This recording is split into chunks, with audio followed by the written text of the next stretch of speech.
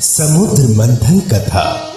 एक बार की बात है, शिव जी के दर्शन के लिए दुर्वासा ऋषि अपने शिष्यों के साथ कैलाश जा रहे थे। मार्ग में उन्हें देवराज इंद्र मिले। इंद्र ने दुर्वासा ऋषि और उनके शिष्यों को भक्ति पूर्वक प्रणाम किया। तब दुर्वासा ने इंद्र को आशीर्वाद देकर विष्णु भगवान का पारिजात पुष्प प्रदान किया। इंद्रासन के गर्भ में चूर इंद्र ने उस पुष्प को अपने ऐरावत हाथी के मस्तक पर रख दिया। उस पुष्प का स्पर्श होते ही ऐरावत सहसा विष्णु भगवान के समान तेजस्वी हो गया। उसने इंद्र का परित्याग कर दिया और उस दिव्य पुष्प को कुचलते हुए वन की ओर चला गया। इंद्र द्वारा भगवान विष्णु के पुष्प का तिरस्कार होते देखकर दुर्वासा ऋषि के क्रोध की सीमा न रही। उन्होंने देवराज इंद्र को श्री लक्ष्मी से हीन हो जाने का शाप दे दिया। दुर्वासा मुनि के शाप के फलस्वरूप लक्ष्मी जी उसी क्षण स्वर्गलोक को छोड़कर अदृश्य हो गई। लक्ष्मी के चले जाने से इंद्र आदि देवता निर्बल और श्रीहीन हो गए। उनका वैभव लुप्त हो गया। इंद्र को बलहीन जानकर दैत्यों ने स्वर्ग पर आक्रमण कर दिया और देवगण को पराजित करके स्वर्ग के राज्य पर अपनी परचम फहरा दिया। तब इंद्र देवगुरु बृहस्पति और अन्य देवताओं के साथ ब्रह्मा जी की सभा में उपस्थित हुए। तब ब्रह्मा जी बोले, देवेंद्र, भगवान विष्णु के भोग रूपी पुष्प का अपमान करने के कारण रुष्ट होकर भगवती लक्ष्मी तुम्हारे पास से चली गई है। उन्हें पुनः प्रसन्न करने के लिए तुम भगवान नारायण की कृपा दृष्टि प्राप्त करो। उनके आशीर्वाद से तुम्हें खोया वैभव पुनः मिल जाएगा। इस प्रकार ब्रह्मा जी ने इंद्र को आश्वस्त किया और उन्हें लेकर भगवान विष्णु की शरण में गए। वहां परम ब्रह्मा भगवान विष्णु भगवती लक्ष्मी के साथ विराजमान थे। देवगण भगवान विष्णु की स्तुति करते हुए बोले, भगवान, आपके श्री चरणों में हमारा बारंबार प्रणाम। भगवान, हम सब जिस उद्देश्य से आपकी शरण में आए हैं उसे आप पूरा कीजिए। दुर्वासा ऋषि के शाप के कारण माता लक्ष्मी हमसे रूठ गई हैं और दैत्यों ने हमें पराजित कर स्वर्ग पर अधिकार कर लिया है। अब हम आपकी शरण में हैं, हमारी रक्षा कीजिए। भगवान विष्णु त्रिकालदर्शी हैं। वे पल भर में ही देवताओं के मन की बात जान गए।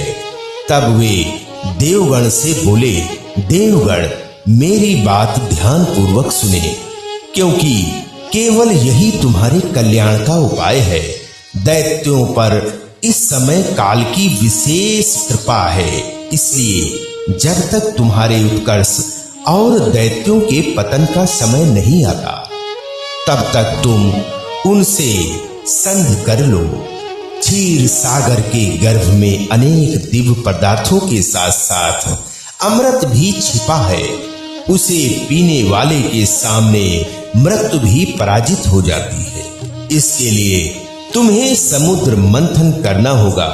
यह कार्य अत्यंत कठिन है, अतः इस कार्य में दैत्यों से सहायता लो। कूटनीति भी यही कहती है कि आवश्यकता पड़ने पर शत्रुओं को भी मित्र बना लेना चाहिए। तत्पश्चात अमृत पीकर अमर हो जाओ, तब दुष्ट दैत्य भी तुम्हारा अहित नहीं कर सकेंगे। देवगण वे जो शर्त रखें उसे स्वीकार कर ले। यह बात याद रखें कि शांत से सभी कार्य बन जाते हैं और क्रोध करने से सब कुछ बिगड़ जाता है। भगवान विष्णु के परामर्श के अनुसार इंद्र आदि देवगण दैत्यराज बल के पास संधि का प्रस्ताव लेकर गए और उन्हें अमृत के बारे में बताकर समुद्र मंथन के लिए तैयार कर लिया। समुद्र मंथन के लिए समुद्र में मंदरांचल को स्थापित कर वासिक नाग की रस्सी बनाया गया और इसके पश्चात दोनों पक्ष अमृत प्राप्त के लिए समुद्र मंथन करने लगे। अमृत पाने की इच्छा से सभी बड़े जोश और वेग से मंथन कर रहे थे। सहसा तभी समुद्र में से कालकूट नामक भयंकर विष निकला। उस विष की अग्नि से 10 दिशाएं जलने लगी। समस्त प्राणियों में हाहाकार मच गया। उस विष की ज्वाला से सभी देवता तथा दैत्य जलने लगे और उनकी कांति फीकी पड़ने लगी। इस पर सभी ने मिलकर भगवान शंकर की प्रार्थना की। उनकी प्रार्थना पर महादेव जी उस विष को हथेली पर रखकर उसे पी गए, परंतु उसे कंठ से नीचे नहीं उतरने दिया। उस कालकूट विष के प्रभाव से शिव जी का कंठ नीला पड़ गया। इसीलिए महादेव जी को नीलकंठ भी कहा जाता है।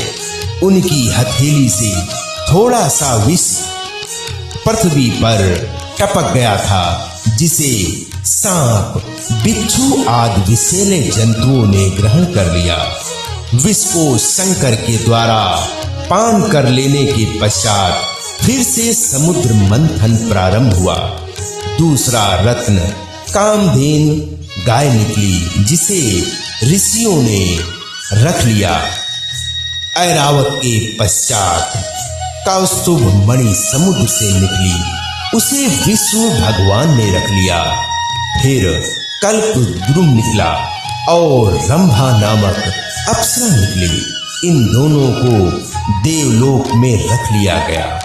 आगे फिर समुद्र को मथने से लक्ष्मी जी निकली। लक्ष्मी जी ने स्वयं ही भगवान विष्णु को वर लिया और इसके बाद कन्या के रूप में वारुणी प्रकट हुई, जिसे दैत्यों ने ग्रहण किया। फिर एक के पश्चात एक चंद्रमा, पारिजात वृक्ष तथा शंख निकले और अंत में धन्वंतर वैद्य अमृत का घट लेकर प्रकट हुए। ओम नमः शिवाय।